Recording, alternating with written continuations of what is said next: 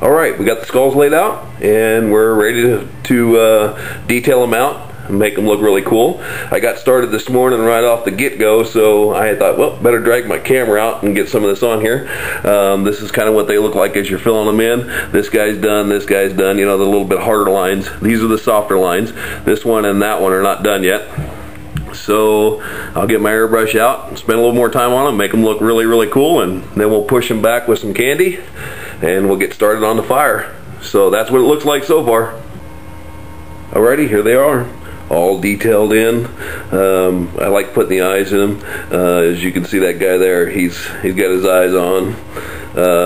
I like a little bit of detail, just because when the candy goes over the top, I want them to kind of stand out. A lot of guys will push them way back so they're almost hidden, but I figure if it's going to have skulls in it, you might as well make them punch out a little bit.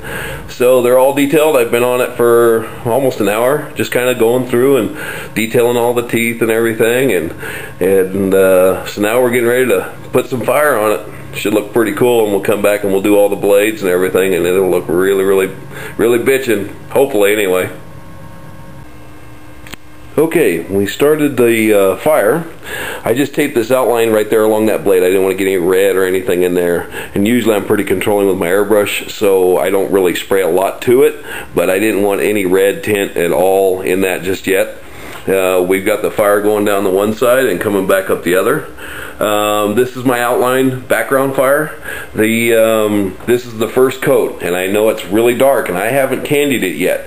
And the reason is that a lot of guys will use the Molly Orange from House of Color. I use Euro Red. It's darker. I like a real bright, rich red fire, and I see fire when I look at it. I see it in campfires or whatever. It's more red than it is anything else. So when I see it with my eyes, that's what I try to duplicate. I want the fire to look as real as possible. So we put the fire down one side this way and coming back the other side this way. And the reason is that I wanted it to, no matter which way the kid was going, the fire was, that's the only way I can think of doing it. So we just laid it out like that, and hopefully it'll look really cool when it's done. It should be nice and full. I know that when he mounts his boots across here, it'll cover up some of the fire, but that's just part of life. So anyway, we got a little trickle coming off that fire down there, coming up into here. And then same way as on the other side, we got a little trickle down there, and it just kind of ties it all in together. So we're going to go back in, we're going to candy the whole thing. I'll show you a picture of it, get a quick video of it, and then we'll start detailing this fire out, and it should look pretty cool. So anyway, back to work for me.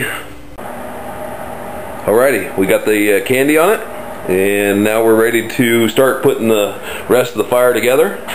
The skulls are pushed back, look just totally twisted back in there. That looks awesome. I'm just really tickled with it. So we're going to start the regular fire, and we'll get our nice coat of Molly Orange. I probably won't show you that step. It's just another light coat in the center of the fire. And so I'm just going to put that down, and then I'll candy tangerine it, and then we'll come back with the yellow, and I'll show you that step, and we'll just keep working it until the fire looks real, and that way we're good to go. Anyway, it's looking pretty cool. I'm really tickled with it. So we're going to get busy.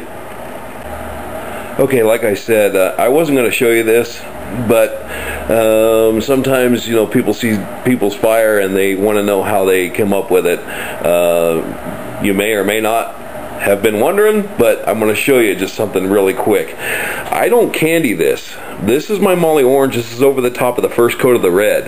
I don't candy and push this back just yet, and the reason is because it's orange enough as it is. I want it to stick out just a tad bit more as I'm working it, and if you, as you can tell, the fire is really bright, and it has that orange glow to it. Now I could push it back with a candy and then go over it with the yellow, but I'm trying to go for a different effect. I want the fire to look, to me, more real.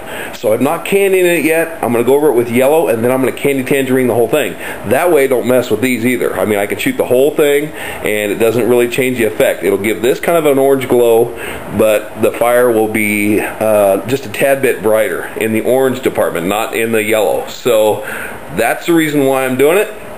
And you'll see it after we get the yellow on, and then we'll shoot the orange candy over the top. And you'll see what I'm talking about. It's just a little bit brighter orange fire.